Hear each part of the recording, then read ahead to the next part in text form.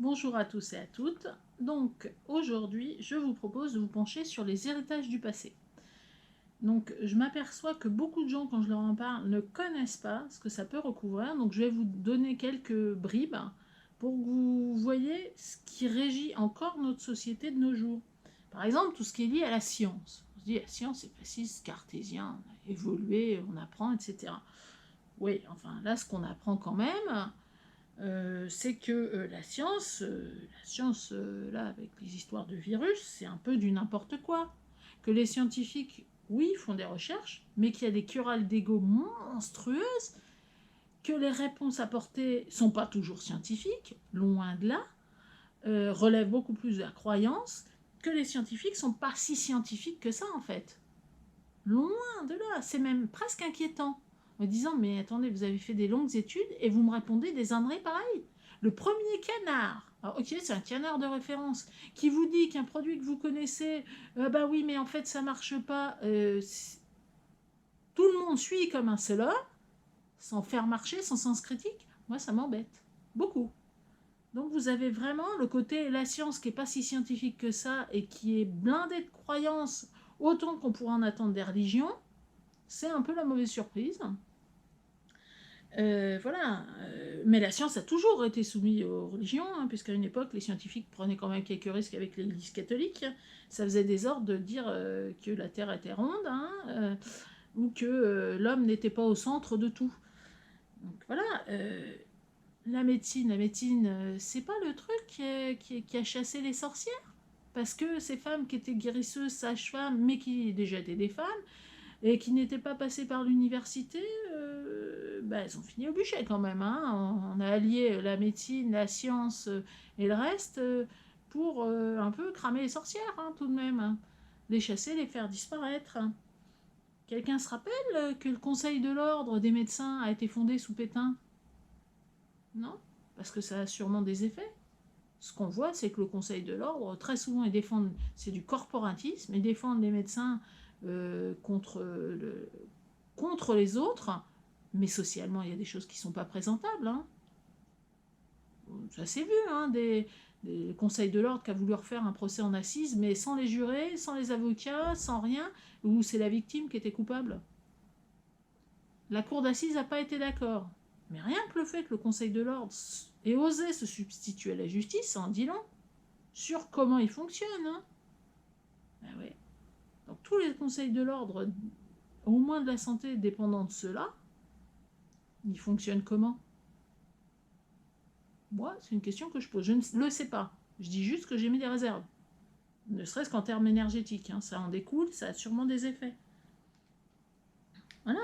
Là, on voit des scientifiques qui sont plus occupés à se tirer dans les pattes qu'à chercher des remèdes. Non, mais l'urgence, c'est pas votre ego, les gars. Hein. C'est trouver une solution.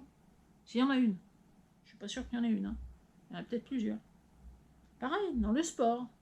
Les héritages du passé, ça peut être super lourd.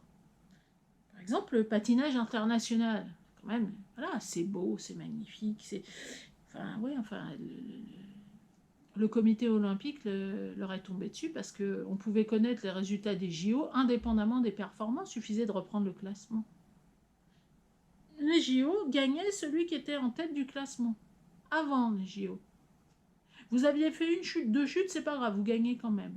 Surréaliste, c'est pas du sport ça, c'est pas équitable. Donc voilà.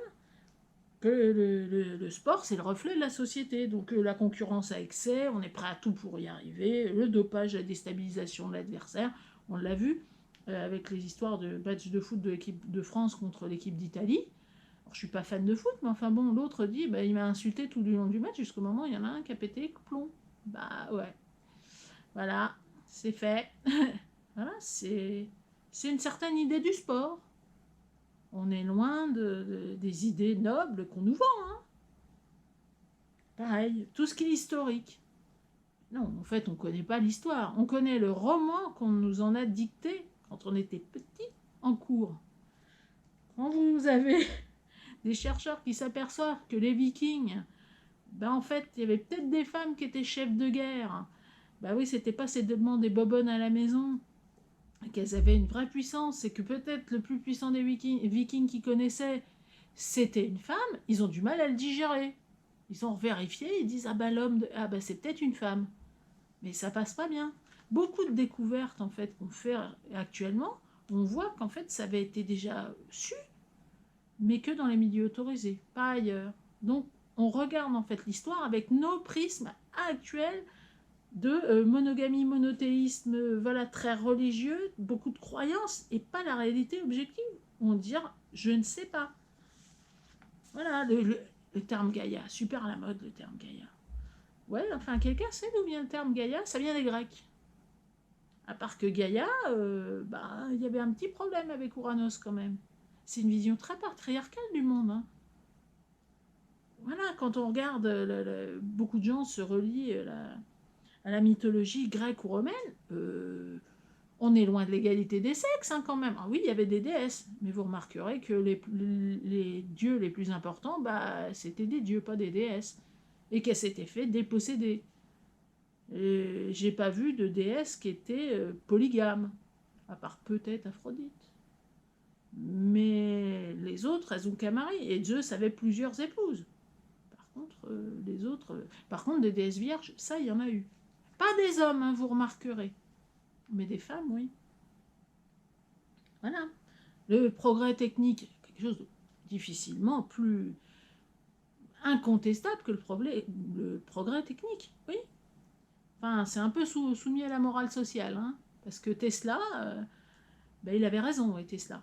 Il y en a qui redécouvrent les brevets de Tesla, maintenant. À part qu'à l'époque, oui, il a eu raison trop tôt. Preuve qu'on est beaucoup soumis aux croyances, à la norme sociale, beaucoup, toutes les idées qu'on a du passé, je vous invite à vraiment vous pencher dessus, parce que peut-être que c'est les idées de maintenant sur le passé. Au Moyen-Âge, c'était pas si obscur que ça. Hein. Il y avait des femmes qui faisaient dans les enluminures. Hein. C'était pas seulement des moines. Hein. Il y a des femmes qui étaient artisanes. Hein. Et ça n'empêchait de dormir personne. Hein. C'est pas du tout ce qu'on vous a raconté quand vous étiez plus jeune. Penchez-vous sur les réalités historiques, mais par des vrais chercheurs, avec des lectures sur les sujets, pas seulement ce qu'on vous en vend à la télé. Il peut y avoir d'excellents documentaires, hein, mais quand on regarde de l'histoire comme ça, un peu folklorique, hein, souvent, c'est pas nécessairement la réalité réelle, dirons-nous. Donc il y a des très gros héritages du passé qui pour nous sont incontestables, machin. Et bien en fait, non seulement ils sont contestables, mais ils sont contestés. Mais on ne le sait pas. Parce que comme on ne se penche pas sur ces sujets-là, on gobe tout rond. Hein, sans réfléchir, sans exercer notre sens critique. Il y a une grosse incidence de ce qui s'est dit, de ce qui s'est fait dans le passé. Et nous, on a mis des filtres. Il serait peut-être temps de retirer les filtres. Parce qu'un jour, on va aussi retirer nos masques. Donc, il faut retirer les filtres. Ça relève de la même démarche. Il faut aller vers une vérité. Comment voulez-vous aller vers la vérité si on vous ment sur votre propre passé? La vie qui était celle de nos ancêtres n'est pas nécessairement si loin. Moi, j'ai découvert que, dans les années 20 ou 30, c'était fréquent que monsieur et une maîtresse, mais que madame est un amant. Et que tout le monde le savait dans la grande bourgeoisie et que l'important, c'était qu'il n'y ait pas d'enfants. Tout le monde le savait. Mais ça ne se disait pas. Donc, ça n'a pas été transmis. Les paragons de vertu qu'on vous a vendus début du 20e ou fin du 19e n'en étaient pas. La monogamie, pas sûr qu'elle ait vraiment existé, en fait. Mais ça, on ne vous l'a pas dit. Ah, ça, c'est mensonge. Bon. Silence total. Je vous invite à vous repencher sur les héritages du passé de votre société. De comment les Américains considèrent les Indiens. De comment on voit la conquête des Amériques par Christophe Colomb quand on est espagnol, par exemple, ou ne serait-ce qu'européen. Comment est-ce qu'on voit nos voisins, avec qui en général on s'est allègrement battu les fois d'avant? Qu'est-ce qu'il y a qui se cache derrière et qu'on ne perçoit pas et qu'on n'ose pas dire? Là, il y a des tas de reportages sur la Seconde Guerre mondiale. Écoutez-les et vous allez découvrir des choses très sympas et des choses pas sympas du tout. Et ça peut vous aider à remettre en cause un certain nombre de vos certitudes sociales et donc vous permettre d'avancer. Moi, c'est un travail que j'adore, que de temps en temps, j'en chope comme ça. Je ne m'interdis pas de refaire une vidéo sur ces sujets-là, ou plusieurs même, si j'en retrouve d'autres à vous signaler, parce que c'est tellement énorme que voilà, c'est difficilement ratable. Pensez-y, réfléchissez-y. Je vous invite à vous documenter. Et à bientôt.